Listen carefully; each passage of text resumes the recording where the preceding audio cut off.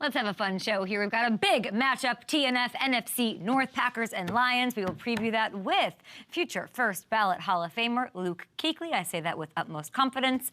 Set it and forget it, the Ronco Grill of Hall of Fame voting. Okay, then who's the best player in the National Football National Football Game, League, whatever. Josh Allen is that person. I know Saquon's up there, but how do you stop Josh Allen? That is the homework that I gave Luke Kuechly. He's going to slow down the MVP frontrunner and Chargers All-Pro safety, one of my favorites, Derwin James. He's got Travis Kelce.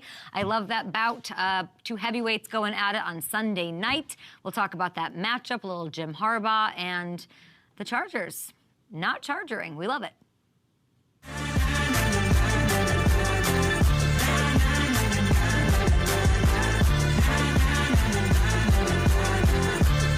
For one, cannot believe this here at the top says week 14. How is it week 14? It's flashing. These games are precious, everybody. We've got hunches for tonight's Packers-Lions game.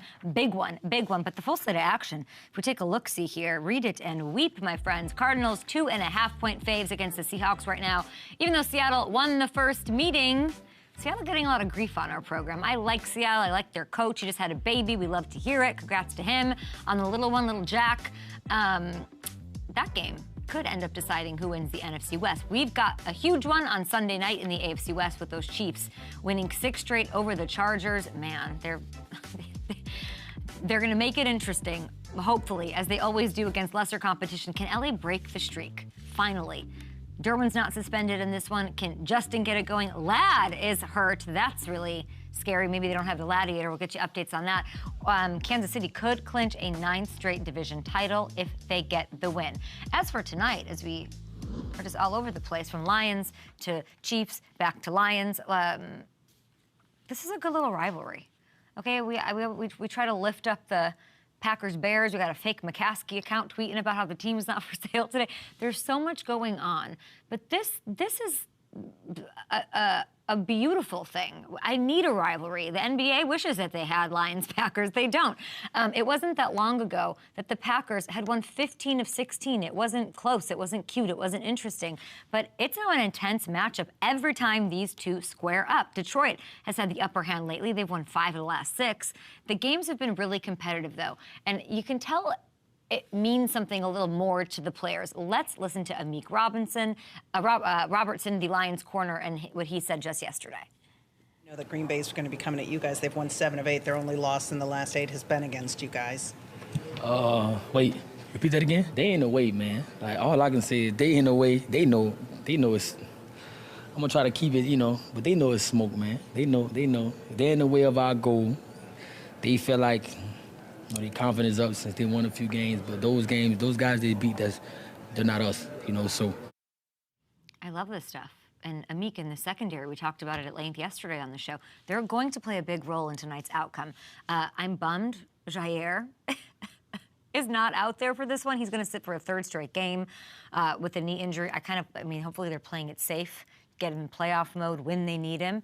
But they're going to miss the juice. I'm going to miss his personality out there. Take a look at this. The Packers defense hasn't been the same when he hasn't been out there. This is woof. This is staggering, okay?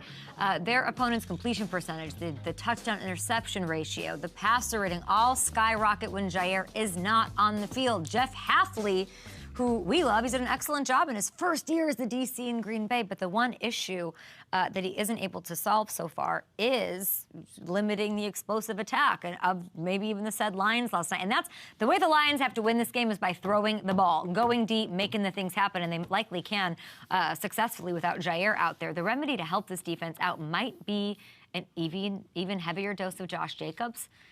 Little TOP action, and keep the ball a little bit. Jordan Love has been playing well, back-to-back weeks with no turnovers, which we love to see. But the Packers' best chance is to probably play keep away, at least try to. Hamilton, DJ Reader's out for this game? Lots going on the Packers. Lots going good for the Packers, at least on paper. Yeah, a lot of injuries on that Lions front seven. This is another one. He was, status was up in the air, but he has been ruled out with a shoulder injury. Do you know the latest on Ladd McConkey while I have you? Sorry to put you on the spot. Last I saw, didn't like I thought that, Mr. 99,000% of the offense. he was practicing. I saw. What is he good? That's a big one to monitor. Yeah, going into yeah. Sunday. Just because it's a knee and a shoulder thing. He took some hits in that Falcons game with all those catches he made over the middle. Hate seeing that. We did. Do you want to recap Prop-A-Shot for us? It was me versus Gronk. You're the maestro. What did I have? What did he have for tonight? All right, so you had Josh Jacobs going over 70.5 rushing yards, Jared Goff over 1.5 touchdown passes, I like Josh it. Jacobs anytime touchdown score. Those all kind of play into what you just talked about. I feel even better about those after that. Gronk is going with Jahmyr Gibbs over 64.5 rushing yards, Jordan Love under 1.5 passing touchdowns, and Amon-Ra St. Brown to get in the end zone. I think Jared Goff's going to have a huge... Jared Goff, by the way, we should say, Walter Payton Man of the Year nominee. Those were released this morning. The only quarterback of 32 teams. Congrats to Jared Goff, always doing the most on and off the field, whatever city he's playing for. But Detroit's embraced him, and we've embraced a 25% profit boost on live bets. Live wagers for tonight's Packers-Lions game. Head on over to FanDuel Sportsbook. Take a look at those props that Hamilton just went through. I think you should bet on mine, but you can really do it on any live bet, live, that is minus 200 odds or longer for this battle between the Packers and the Lions. We also heard, guys, from Kirk Cousins yesterday. This is a big one. Nice narrative. He's going back to Minnesota. He's thrown a lot of interceptions, 6, I believe, in the last 2 games. A lot of players are going to downplay it. I'm curious to see what he, of course, had to say. He went in a different direction than I guess people thought. Let's take a listen. I think the emotion is really gratitude. You know, when you think back to, that's kind of the word that comes to mind, is just gratitude. You know, when I arrived there as a free agent, they took a chance on me. Ownership took a chance on me. The organization did. And so I think just so many teammates who gave so much to help me, coaches who gave so much to help me. Hamilton, I'm good. Yes. Hello, cat. There's a cat behind you. Are you happy to see me? Yeah. There we go. Thanks, Cat. Cat laughed at that. That was great. As much as I love a schmoopy Kirk Cousins, yeah.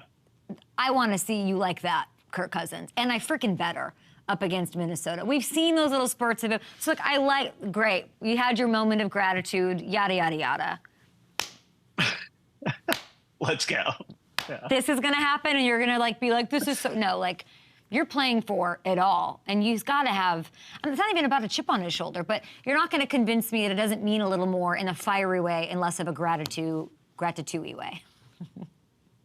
Gratitude, yeah.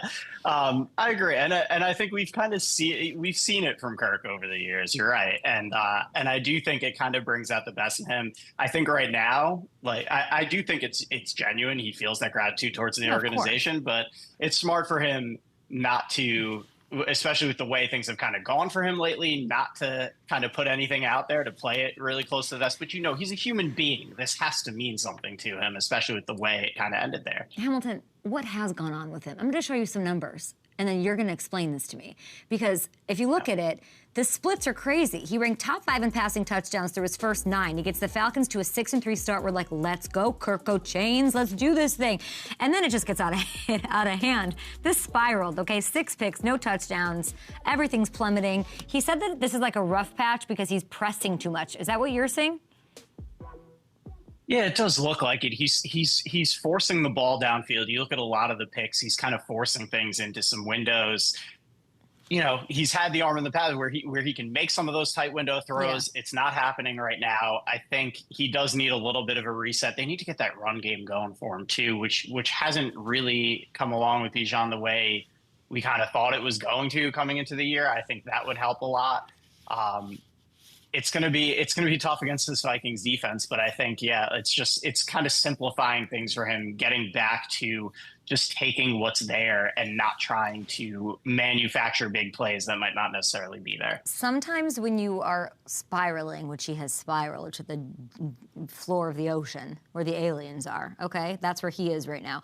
You lose the team, especially a veteran like a Grady Jarrett who hat tip to you, Walter Payton Man of the Year.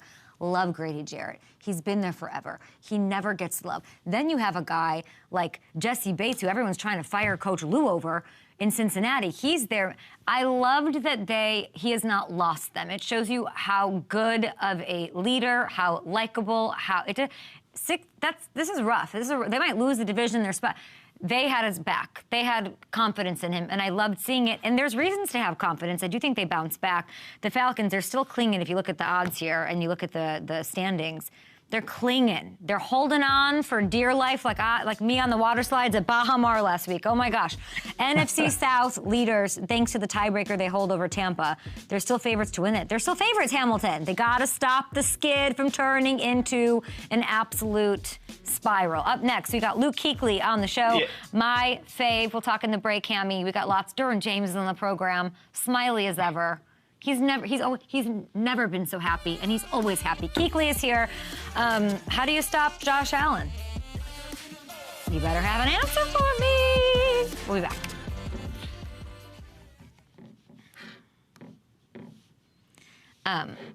Do you know, Hammy, do you know what the worst kind of a text is? From someone that you love that says, I have a great opportunity for you next week. Are you available at this time? Like, maybe.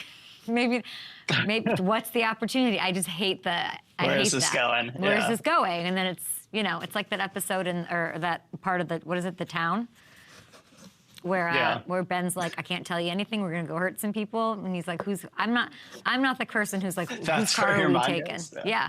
No, I want to know what are we getting into? How tired am I going to be? How much makeup do I need? Yeah. That's what I need to know. Anyway. I'm excited to have Luke on. I straight up in the meeting yesterday just go ask him how to stop Josh Allen. That's all. That's it. That's all I want to know. Doesn't look too easy. He is on fire. Yeah, it is not easy, but I know Luke's been in the lab. Yeah. He's got Braden. Braden Fisk. Yep. Can you imagine how many Bills fans are going to be at SoFi? Can you imagine? It's going to be insane. It's going to be insane. Yeah. Hopefully it's great weather. You're coming here this weekend. I am. I'm going to Vegas first, and then I will be there. That's fun. Gonna be, yeah. We had a bit of a get together yesterday with FanDuel, and for some reason I just kept trying to get everybody to get on board to go bowling so we could kick your ass in bowling, you and Chris. Literally. I don't know why. Like, I know Dan Zinger's back there. Brian, why was I obsessed with getting everyone to agree to go bowling again? It was like my mission in life. He said because of the shots. Probably. That's fair. Sounds about right. Somehow I went to a holiday party and ended up spending money. How did that happen? You tell me. You tell me.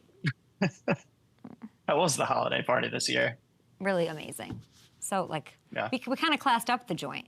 Kat ignored me. She didn't even say hi. I'm kidding. She gets enough to eat during the week. Yeah, I know. That's exactly. $1,000,000,000 right. No, we had fun, right? It was gorgeous. Talia did an insane job. She always does. It was perfect. Yeah. Stayed out too late. Yada, yada, yada. Of course. Yeah. Yeah, Mitchell, Mitch is. Jordan's like, I wasn't happy with my performance. I'm like, Jordan, you literally killed everyone. It was such a flex. It was absolutely absurd. Yeah. Yeah. You think you're a good bowler. We got to go bowling. I used to be. Don't we have a bowling alley somewhere around here? We'll spin. Oh, gosh. Some Luke chants here in the stadium. Kuechly, you are beautiful. That man the tackle machine. Luke Kuechly, what more can you do? My next guest, five-time first-team All-Pro linebacker, Panthers radio analyst, future Hall of Famer, the smartest man in football, and I'd like to know how good of a bowler you are, Luke Kuechly. I am a terrible bowler. That's a hot start. If I break 100, I'm happy. Can we go bowling together sometime? I would love to beat you at bowling. Up. Oh my God, I did it. I'm leaving. I found something Kuechly's bad at. I'm done. I'm retired. There we go. See you later. How have you been? It's good. Back in Cincinnati for Thanksgiving last week with my parents. Both my brothers were in town. My mom and dad. Cooked up a big Thanksgiving dinner, had way too much dessert, and then got back down here on Saturday and watched my Panthers have a heartbreaking loss to the Buccaneers. Such a They fun played game, really though. well. Such The a last fun four- game. The last 4 weeks have been 2-2. Obviously, you beat the Saints, and you go to Germany and beat the Giants. Have the tough game against the Chiefs. You're feeling really good, and we played really well on Sunday, but there's probably 5 plays. It's the most cliche thing ever, but you miss a couple kicks, you miss a couple throws, you have a couple bad penalties. We turned the ball over at the end of the game, but we were there at the end. We got a stop on defense in overtime. We had an opportunity to go kick a field goal, and just we're right there. I think Canales is doing a great job. They're playing hard for him, Luke. They are all my playing gosh. so hard for him. The fans in Bank of America Stadium are ready to erupt with joy. You could feel the energy in the stands when Thielen caught that ball at the end of regulation. That place erupted. It was loud. I was like, we are back. And then the air gets let out. But we are so close. I'm excited. We got a big one on the road this week against Philly and Saquon and that offense. So and obviously that defense too with Fangio and all those dudes. So it's gonna be it'll be a good one for us. Haven't named him the starter the rest of the way. Hey, whatever they're doing with Bryce It's is working. working. I know we talked about it last week. I think it's pretty well set that he's going to be the starter, whether they say it or not. I think whatever they've been doing the last 5-6 weeks with Bryce has been working pretty well. We'll see. That Eagles defense is tough. You said it. Vic Fangio. The Eagles get this win over the Ravens last week, right? Lane Johnson, he gave some love to Roquan Smith. I'd like you to take a listen. You know, it wasn't pretty. I thought they were pretty stout defense. They got Roquan Smith, calling out lots of plays, about the run. So, for me, like seeing linebacker doing that was like, since Luke Kuechly, he's probably the guy calling out the most stuff. So, very smart player, instinctive player. That's why he's had so much success. I hope you heard that. I could barely hear it. But when you obviously a comp to Luke Kuechly just flew out of Lane Johnson's mouth. When you watch Roquan, do you see a little bit of yourself in that? I wish I was as fast as Roquan. When you watch him, he plays with such speed and violence. He reminds me a lot of Thomas Davis in the sense of obviously he's a Georgia guy, he's a Bulldog, but his speed and physicality are what separates him. But I think he's super smart. You watch that game, he's calling stuff out, he's pointing the direction, he's getting downhill immediately. Half the battle of playing linebacker is, do you know where the ball is going? Do you know what your responsibility is? And then really the biggest thing I think in the run game is, do you know who's going to block you? If you know who's going to block you, then that's your one-on-one matchup for that play. You go beat him to the point of attack, and then you can go make a play on the football. And that's the one thing I think that's cool about linebacker. If they're going to run, a front side zone concept, you know exactly who's going to block you. It's going to be the guard, it's going to be the center, it's going to be the tackle. If you understand who it's going to be, now all I got to do is go win against that guy, and then I can go make the play on the football. A couple of the plays that Roquan made were power plays. He understands, hey, we're going to get motion from the right side to the left side. My gap is going to change from an A gap to a B gap or a C gap. I'm going to bump over before the motion happens. I'm going to get my feet set.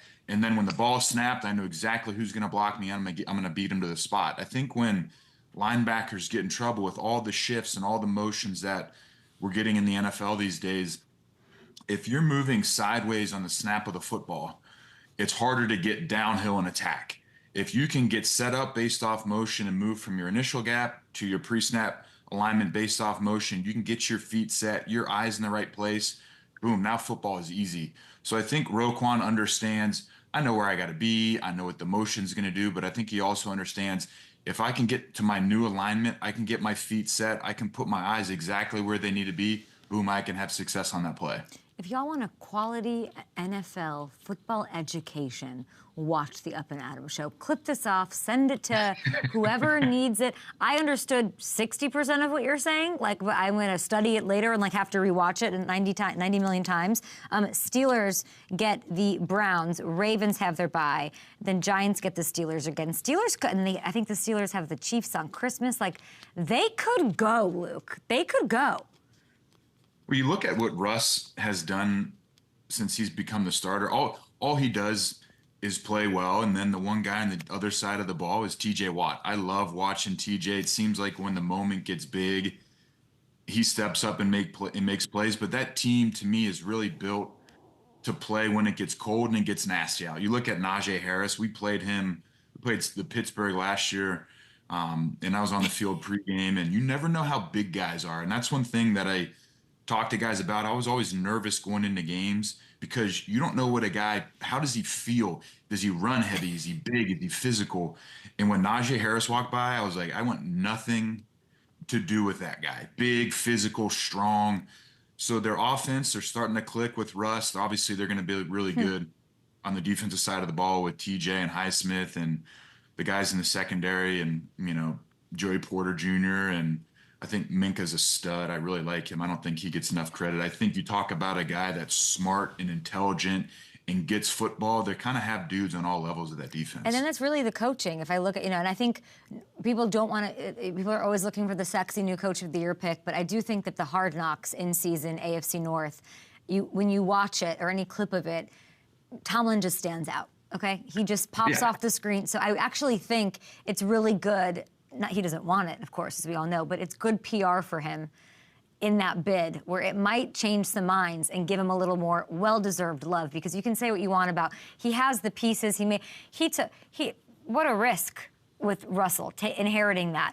And then the Justin Fields, the management of that. I'm in Latrobe. He's obsessed with like what you're obsessed with. Like I remember seeing you in Charlotte and you're like, I miss the dorms. I miss that is Tomlin. And when I was there, I could just tell he's obsessed with the strain that you talk to me so much about. They were going after it. He wants to see them kicking each other's asses on a 100-degree day against Najee against this guy he eats it up and loves it. And it's every little thing that happened in Latrobe we're seeing play out on the field now. It's insane.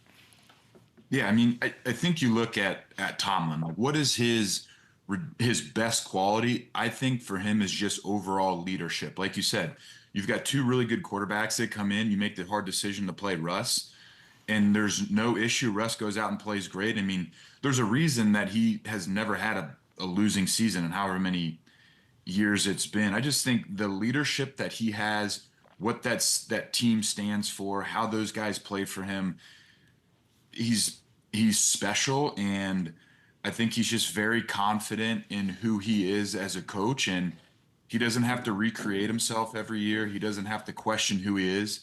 He knows exactly who he is. That team and that city are exactly him. Tough, physical. When it gets cold and nasty and wet out, we're going to put the hammer down on guys. And I think he probably has a great relationship and a lot of respect from the guys in the team that I think he's able to talk to those guys and motivate them and have difficult conversations. And it doesn't ever come across as him attacking him, because I think that they probably know that Tomlin would do everything that he's telling him them to do. He would do the same thing. Yeah, any soundbite.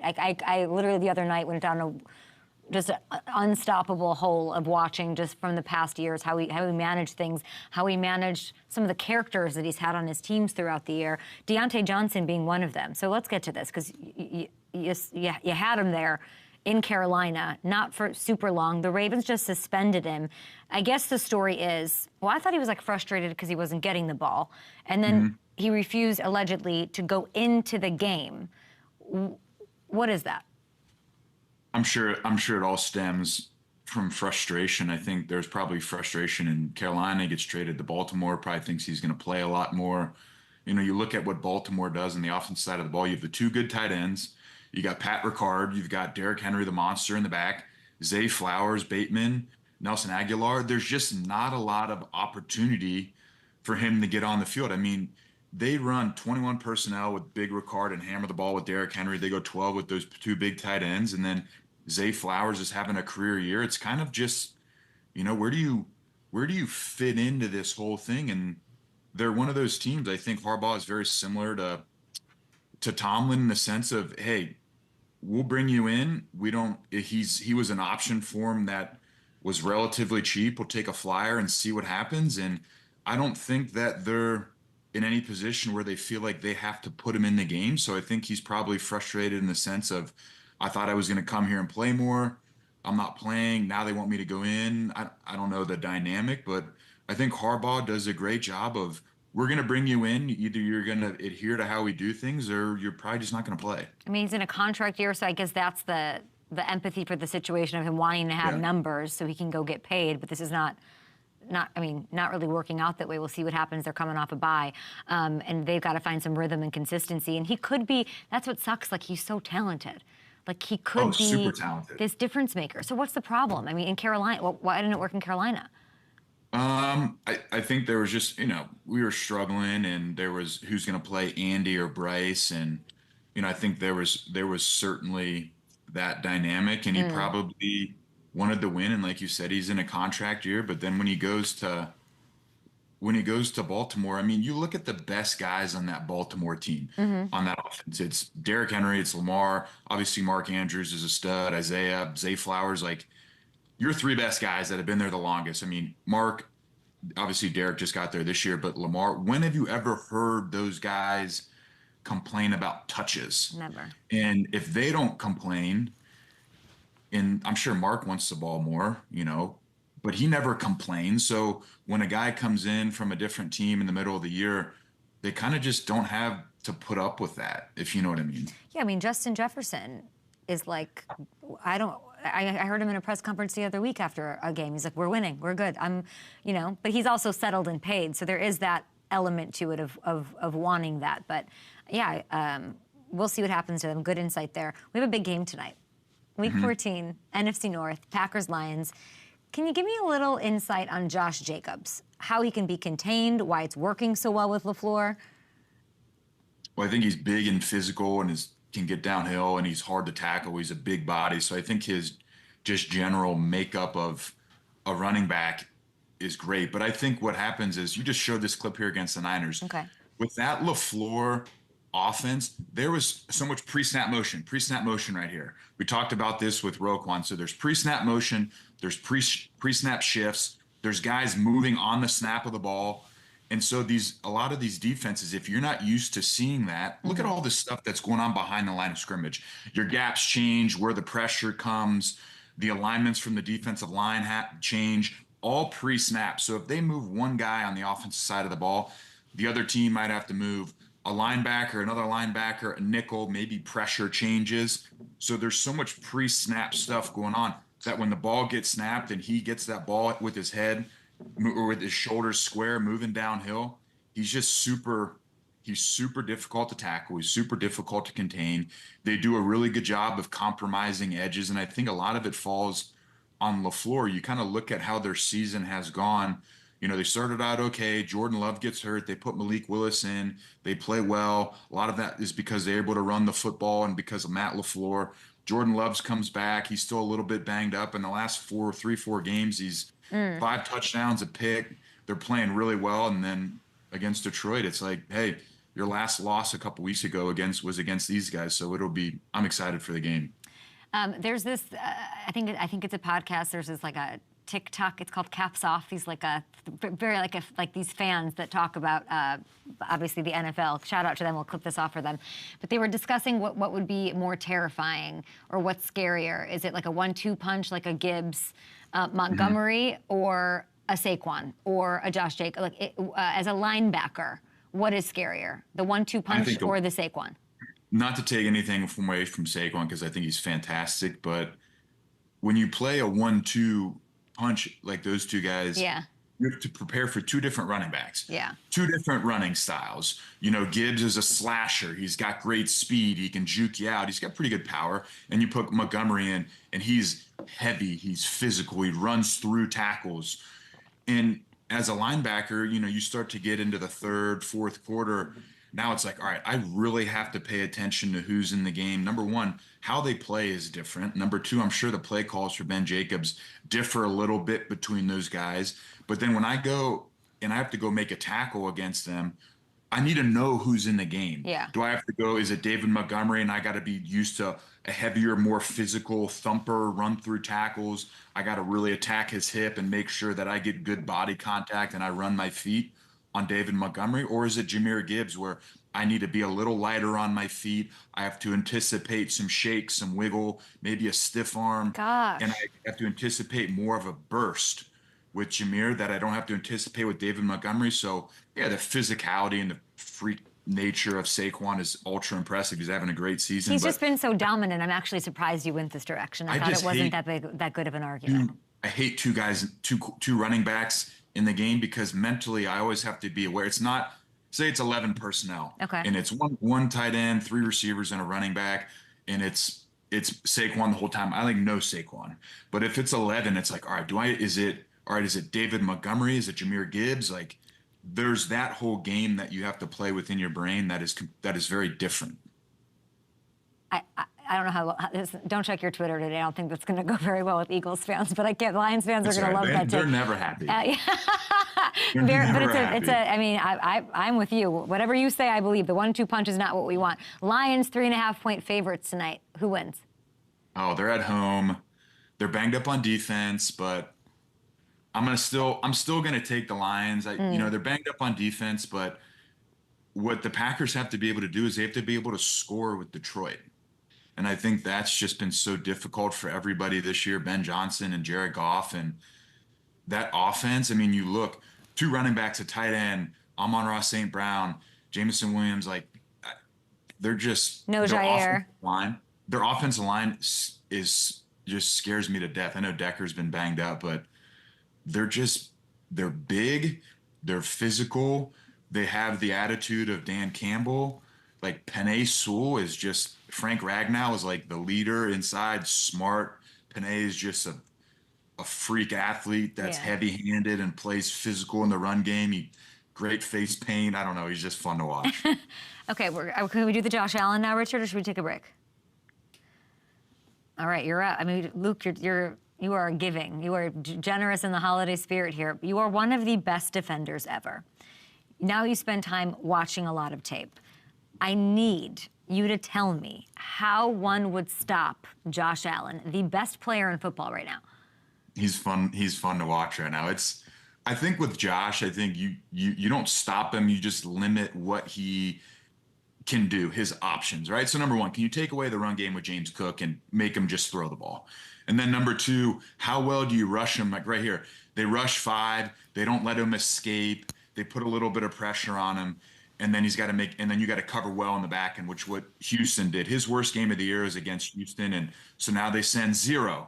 And what they're going to say is, hey, before these routes are able to open up, we're going to get pressure. He makes a really good throw, just a little bit off. And then I think the last thing is, how do your athletes on the edge match up? I think that's one that's super important for the team playing against right here. So it's Donnell Hunter. He's a freak athlete. So he's so scary. Do you match up athlete-wise on the edge when they go boot pass? I mean, there's probably 4 guys in the NFL that can cover Josh Allen on a boot play like that, and Donnell Hunter is one of them. But if you're designing a defense and you're trying to stop Josh Allen, how good are you on the edge, and how well can you contain Josh on the boot plays, number 1. Number 2, obviously you need to stop the run game.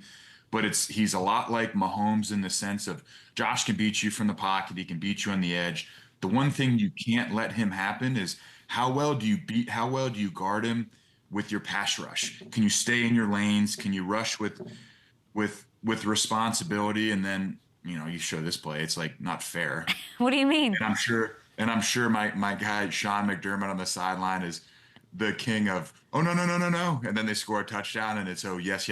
So it's just funny. Like I don't know how you stop him, but I think if you can limit the run game, make him throw the ball, you can keep him in the pocket and rush with responsibility and rush with a plan, get 5 guys on him and just slowly close that pocket in on him. I don't know.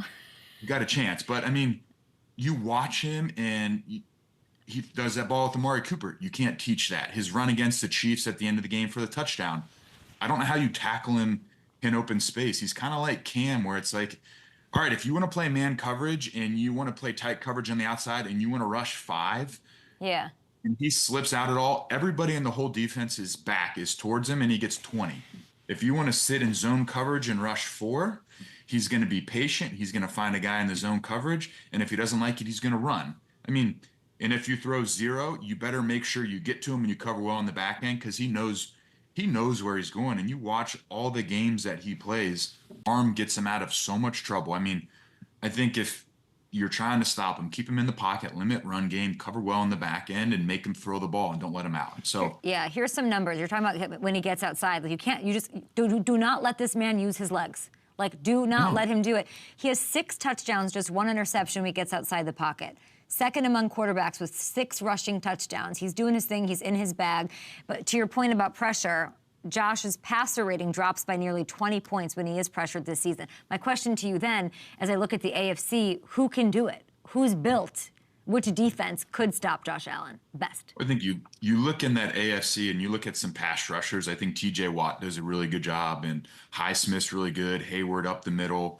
You know, you look at on the outside, you know, Joey Porter Jr. And then, like I talked about earlier with Minkah Fitzpatrick, I really like him. I think he's smart. I think he's intelligent. I think he plays with great effort. And then Patrick Queen, you know, coming over from Baltimore. They've kind of have guys on all 3 levels, but that pass rush with those 3 guys, you kind of, you know, a pass rush on the edge with no interior push doesn't help you a whole lot. An interior push with no pass rushers off the edge doesn't help you that much. Because, I mean, if TJ Watt's killing a guy off the edge and Josh is able to just step up in that pocket and step out, it doesn't matter. But if you got a guy like Hayward on the inside that's been around for forever, that understands how pass rush works and what he needs to do to help those guys on the edge, you've got a pretty good system.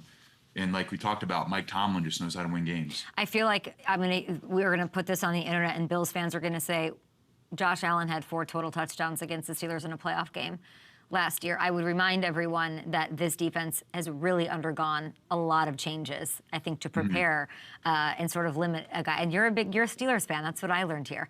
As we No, hey, be careful. No, I'm from Cincinnati. I'm not a Steelers fan. You eat your Grater's ice cream and apple pie there, Luke. Let's bring in Hamilton for some hunch time. We got big games. Big Week 14 kicks off tonight. What do you got, Ham? All right, let's start with that game tonight. Jordan Love's line for passing yards is 247.5 up against this Lions secondary. So, Luke, we'll start with you. Does he go over or under that? Oh, man. You know what? I think for them to win the game, I think that Josh Jacobs has to be dominant on the ground. So I think he's going to have a big game. Not that Jordan Love isn't capable of throwing it against this defense, but I think for them to win, Josh Jacobs has a big game, and he's going to be under that total. I'm going to go under. No, I'm going to go over because I know everyone wants to run, and we're going to give it to Josh Jacobs and all of that. But this is a no Jair game. I think it's going to be high scoring. I think Jared's going to throw a lot, and Jordan's going to have to keep up with it. I'm going to bang the over. All right, let's dig into some of these games from Sunday. Okay, you talked about Kirk Cousins earlier. His line for passing yards is 248.5 for Sunday's game at Minnesota. So, Luke, does he bounce back and go over that, or do you think these struggles continue? I think he's going to go to Minnesota. He's going to have a big game in that dome. I think Minnesota's going to, it'll be very similar to this Detroit game. I think Minnesota's going to score some points, and I think the ball is going to be put on Kirk's shoulders, and I think he's going to go out there and have a big game. Vikings lead the league in picks. We didn't talk about picks. We I just know. talk about I'm just looking. I'm looking. I got the numbers here in front of me. They're bottom 5 in yards allowed. Season on the line. No more gratitude. I want him to be like, you like that, Kirk. Let's go over. Over. All right, we're going over. All right, Chiefs-Chargers, Sunday Night Football. Luke, what's your hunch on who scores an anytime touchdown in that game? Pacheco didn't score last week, and I want him to get in the end zone. I love everything about how that guy runs the football, and I love watching him play, his energy, and I'm gonna go Pacheco for the Kansas City Chiefs, getting in there in a short yardage goal line situation. I'm going to go with Kareem Hunt at plus 210 because you picked Pacheco, so I'm not going to go with that. I'm going to say Kareem Hunt, he's been serviceable. He doesn't maybe have the burst. He's been doing a great job while Pacheco's been on the mend. I think he gets rewarded with a little goal line action himself. There we have it. He always falls forward and pushes through at that goal line. So I like both of those picks. I think we could even see them both score. Luke Kuechly, the Steelers fan, everybody. Oh, Yeah. hey, we got to be careful with that. We're going to go on the under on that one. Who's going to challenge you? You think somebody's going to be like, give you shit for that? You're Luke freaking Kuechly. You're the best. We're going to do Kuechly Weekly Geekly at the break. So hold on. We'll be back, guys, after this with Derwin James. Luke, Derwin James, your thoughts? Love Derwin James. He's I'm awesome. obsessed with him. He's so happy and smiley and loves football, and then he goes on the field and he's a machine and physical and lines up all over the place. And no, he's a great dude and he's fun to watch. Josh Allen, I guess, was golfing and said, who gave you the hardest hit? And without any hesitation, he goes, my rookie year, Derwin James. Hardest hit, I want nothing about it. And neither does Kelce, I don't think. He's big, he's physical, he'll come get you. Okay, you're brilliant. You've done a lot today, but you can't leave without the weekly geekly, not for the meekly, probably pretty geekly moment of genius. Luke, I need to know the smartest thing you saw in week 13. I think there's two rookies that are playing really well. Jared Verse for the Rams has been playing really well. Big sack at the end of the game to win the game here against Derek Carr. Wins off the edge. They got a tight end on him. Mm-hmm. Just a bad matchup. His running mate on the inside, Braden Fisk is a really good player. And then Quinyon Mitchell for the Eagles. You just watch how he's progressed this year, how well he's played right here, covering Zay Flowers on a deep over. He runs the route for him. So I think a lot of that falls on Vic Fangio and that defense, and just talking about those guys and understanding where I got to be, what I got to do to get there. And then him and Cooper DeJean. I just think you look at those two guys on each team, and I think you give a lot of credit, to Howie Roseman and Les Snead for drafting those guys. Mm-hmm.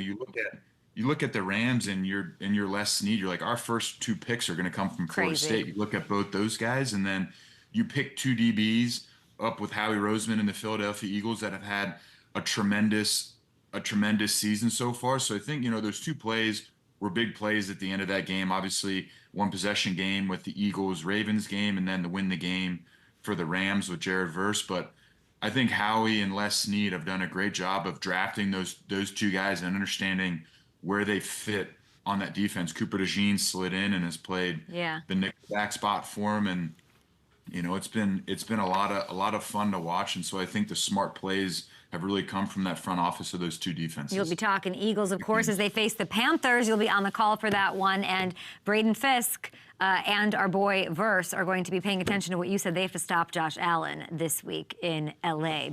Buffalo Bills taking on the Rams. Appreciate you. You are the best. We'll talk soon, hopefully. Cool. Thanks, guys. Bye. Great to see you. He's the best. How much time? Great. Yeah, you got to tell me when I'm on.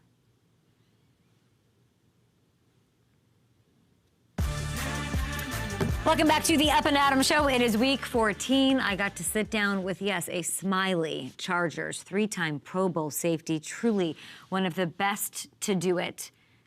He's got my favorite matchup of the year this week. I've really been talking up him and Kelce. What's it going to look like? Here's Derwin James. We're 8-4. We're in the playoff picture. Yep. Your smile, Derwin, is always big, but I can tell it's a little bit bigger these days, and I'm so happy for you. Yeah. Appreciate you. I feel good. Feels good around the facility. Just showing up to work every day. It feels amazing with the coaches we have. I love it a lot, honestly. Having a lot of fun in my career. I can tell. You deserve it. You deserve it. Thank you. Yes, I'm so glad. And you're having this great season and a great year. But these last few weeks, you're on one. What's going on? Just trying to be there for my team. Coach is doing a great job of calling these game plans every week. Coach Mentor, shout out him, man. Doing a great job moving me around, and they allow me to play free. And my teammates, they count on me. I mean, you created a quarterback controversy and crisis in Atlanta. Way to go, Derwin. Oh no, that was the team. That wasn't me. That was team. I mean, you've had an amazing couple of weeks here. Game-breaking plays, sacks, the interception that ends the game against the Falcons that Harbaugh was talking about. Is it framed in a picture frame and on his desk yet? Yeah, he told me he was gonna frame it for sure. But I love Coach Harbaugh, man. Nothing but smiles from him, man. Great leader. We fortunate to have him, honestly. nothing but respect for him. How does he deal with adversity? It can't all be smiles. We have our adversity. Like I say, last week we didn't play the way we wanted to play, against Baltimore. And I feel like as a team we responded. Everybody took it upon themselves, work hard all week. The coaches responded, the players responded. And each week, you got to just go out and respond. We had a great week this week, but it's a new week this week. So we just got to come out with that same mindset each week, and we'll like what we see.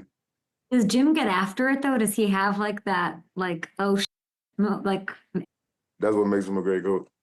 If you think back to Derwin James in January, you get the news, Jim Harbaugh's hired as your head coach. There's what you've heard, what you expect of him. What didn't you expect? If you're looking back now, what sort of has impressed you or that you weren't quite ready for? I didn't know we'll connect this quick. Honestly, I feel like I've been knowing him forever, honestly. And I look forward to going to work to go, see him, and it's just fun coming into the building. And he pushes me every day. I strive to be a leader like him. So I'm just trying to do that each and every day. The first game against the Chiefs this year, you didn't get to play.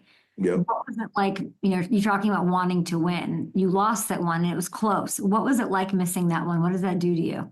It was hard. It was one of the toughest times of my career, just watching my team. I was at the house just watching, wishing I was there, to help them out. But, they had my back. They went out and played hard. We didn't get the job done, but I was proud of the way the guys went out and played on defense. And, I'm back this week, and I can't wait to go help them this week to get ready for them.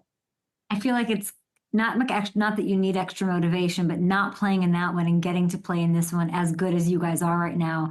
I think it's the worst thing for the Chiefs that you didn't play in that first one. No, for sure. Travis Kelce. Yep. And it goes back and forth. I feel like one's got the edge, the other's got the edge. How would you describe Derwin versus Kelce? I feel like it's always a great matchup. We push each other. I know what type of player he is. He know who I am. So we just go out there and, we just try to compete for our team and make plays for our team. And got a lot of respect for him. He's been doing great things for a long time. So can't wait for Sunday night, give everybody a show. And not just singling us out, but, going and play hard for my team and going to play hard for the guys that's in the locker room with me. Who do you think's gotten the best of who, you or him? I'm going to say me for sure. But he ain't hit a couple walk-offs on us, so I'll probably have to get it on right now for sure, because they win and they ain't knocked us off, so we got to go out and compete. So until we beat them, then that's when we'll get the upper hand. He's never body slammed you, to my knowledge, so I would say you have the edge in those matchups too. Are you two friendly? Nah, it ain't like buddy, but it's like, we got respect for each other. It ain't too much like buddy, but it's like we trying to compete and make plays for our team. I can't wait. I Twitter searched your name before I found out was going to get to talk to you today, and there's a lot of nothing to do with you, like plays that happen in the NFL, defensive plays that people don't get called for or whatever. And there's so much Derwin would have been suspended for this. Derwin would have been flagged for this. Do you feel like you're treated differently? No, I don't try to feel like I'm treated differently. I just try to go out there each week and control what I can control. You know what I mean? I don't really try to get into, they picking on me, they doing this, because, a guy just got suspended today. So, I don't try to just make it about me, I'm really excited. Chiefs, big one, Sunday night. Does it feel different around there? You're saying it feels different. All I keep hearing is you're happy to work. How much does that matter? I feel like, man, when you're having fun and when you're winning, because winning is fun. You're not having fun if you're not winning. So when you're winning and you're having fun, it's nothing like it. And I just enjoy it every day. Like I told you earlier in the show, just enjoy going to work with the men in the locker room and all the people that's all hands deck. Just seeing everybody in our facility, everybody that help us in every way. Just appreciative of them. Can't wait. Somebody who is not getting enough love in that building or on that team that you want to just give a little shout out to? Deion Henley, Poona Ford, those boys balling. Shout out them boys. They need to be in the Pro Bowl. I love that. You need to be in the Pro Bowl. You've got 3. Voting is open, everybody. Go vote Derwin James into the Pro Bowl. Appreciate that, Kay. Appreciate Yeah. that. Oh my gosh, of course. We need more all pros. I want to see a Super Bowl ring on that finger before it's all said and done. Derwin, thank you so much for being here. The defense looked Thank you so much. incredible last week. Any love for the offense? Should we even talk? I mean, Oh, yeah, for sure. Come on now. We got number 10 at quarterback. We got Ladd McConkey. That's the rookie of the year. Ladd McConkey receiver. We got Joe Alt. We got Rashawn Slater. We got a lot of ballers over there now. Come on now, Kay. You know that. Ladd looks unbelievable. How is he able to get on the same page so quickly with Justin? Ladd's a great pro. Like every day he shows up to work. He got his priorities in line off the field, and I just feel like every day he wants to be great and just give it all to the team. Love Ladd so much, man.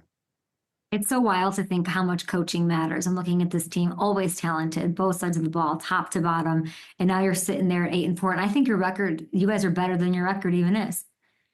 I feel like it too. I can't wait to show y'all. Okay, let's go see it on Sunday night. Derwin, thank you for the time. We appreciate you. Bye, talk soon. Appreciate you. Thank you. 117 yards, season high, 9 catches for the Gladiator, and now he is dealing with a couple of injuries. He has a limited practice. He got in yesterday. He's got a knee. He's got a shoulder. A little worried about that for Sunday night, keeping tabs on that. And we'll see if Derwin can make up for that. The defense surely did last week. A win, by the way, over the Chiefs would give the Los Angeles Chargers a 99% chance of making the playoffs. Keeps them alive. They could take the AFC West still. It could guarantee that Justin Herbert has his 3rd winning season in the last 4 years. And then, to me, they're already in the AFC contention conversation. Love to hear it. We'll be back after this short little break, and we'll be back to tell you about the great guests we'll have tomorrow.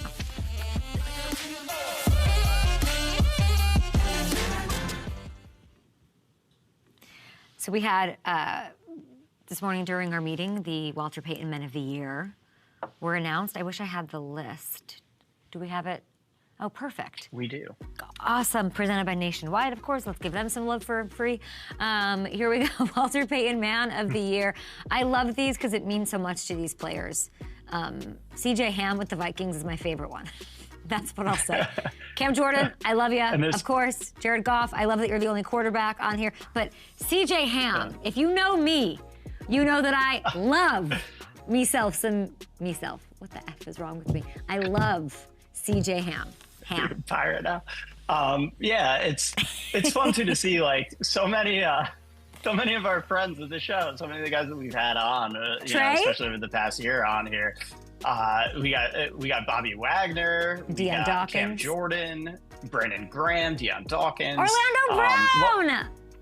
Orlando Brown. Yep. You know, love seeing Mike Evans on.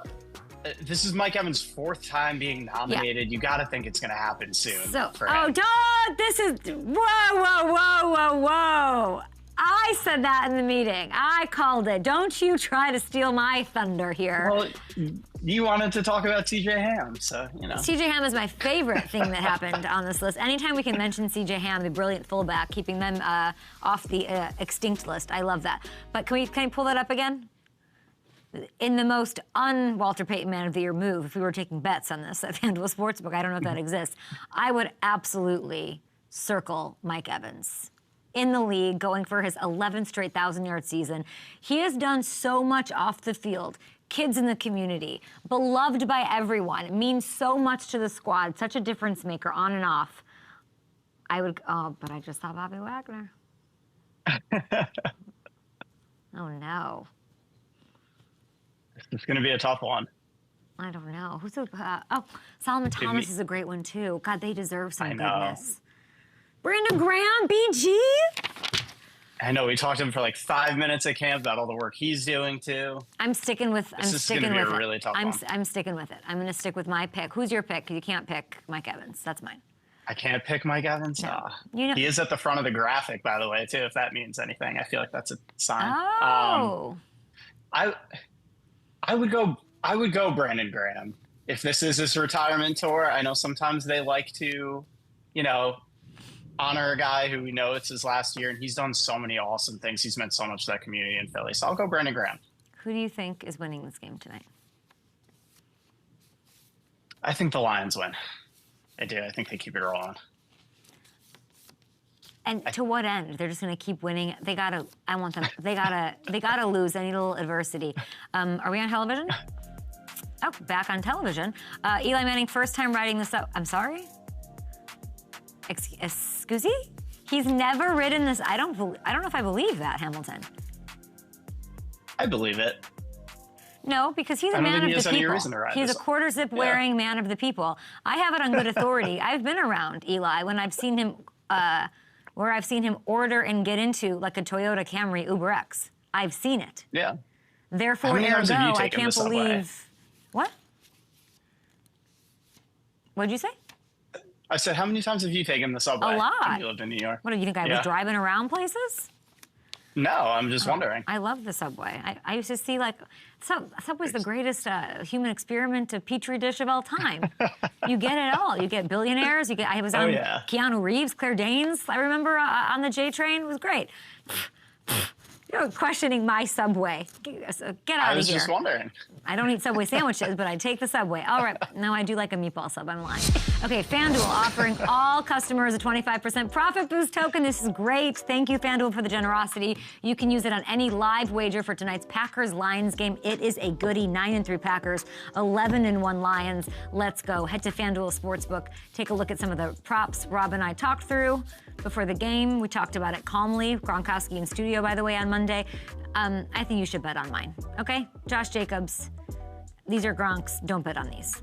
Bet on mine or mix and match, do whatever you want. Minus 200 odds or longer. It's the best part of the Profit Boost token. You can use it on anything you want. Tomorrow, to recap, the Lions lost to the Packers.